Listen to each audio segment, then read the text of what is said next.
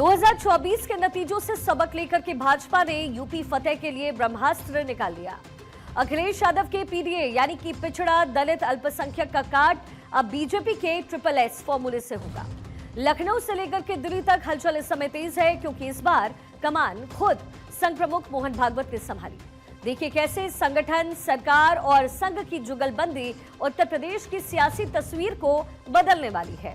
PDA की काट इस समय बीजेपी ने ढूंढ ली है और बीजेपी की तरफ से SSS का प्रहार है। एस यानी संगठन, एस यानी सरकार और एस यानी संघ।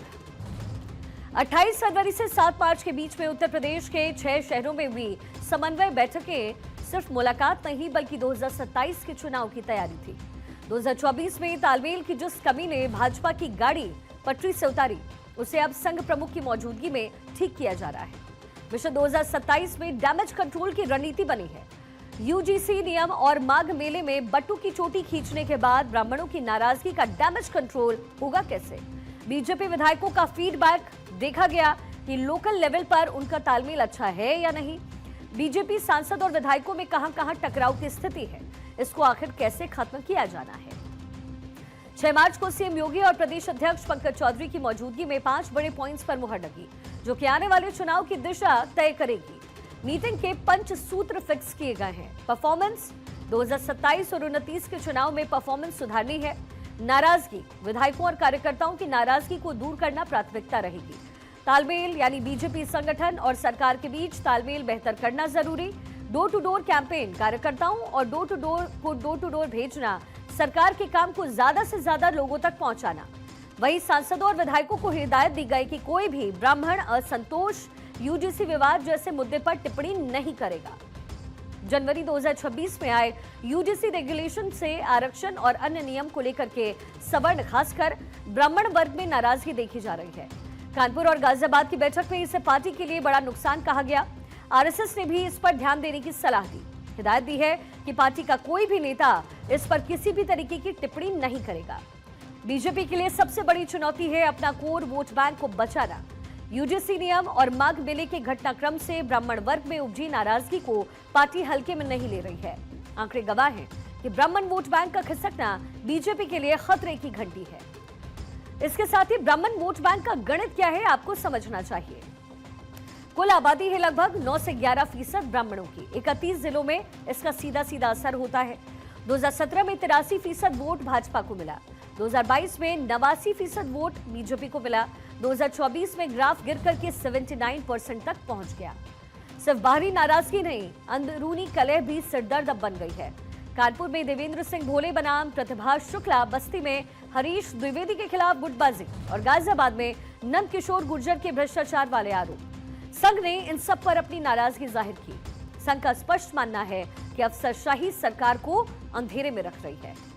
तो कलह पर प्रहार की कोशिश है। विवादों में केंद्र में जो है वो ये तमाम मुद्दे बनाए गए हैं। बैठकों में विधायकों और सांसदों और कार्यकर्ताओं के बीच बढ़ती खींचतान का मुद्दा उठा।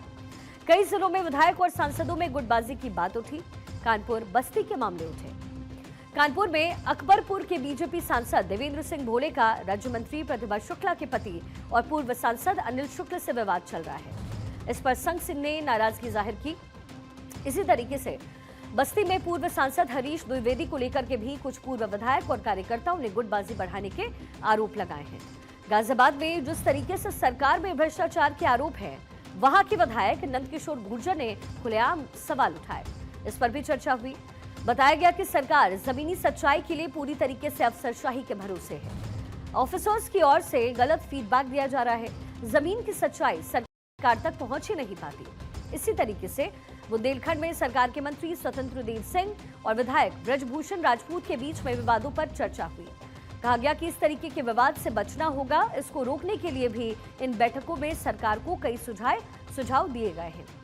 देखिए, संघ से जुड़े हुए जो सूत्र हैं वो ये कह रहे हैं कि अफसर अक्सर सत्ता में बैठे लोगों को अंधेरे में रखते हैं। जमीनी हकीकत सरकार तक ठीक से नहीं पहुंचती।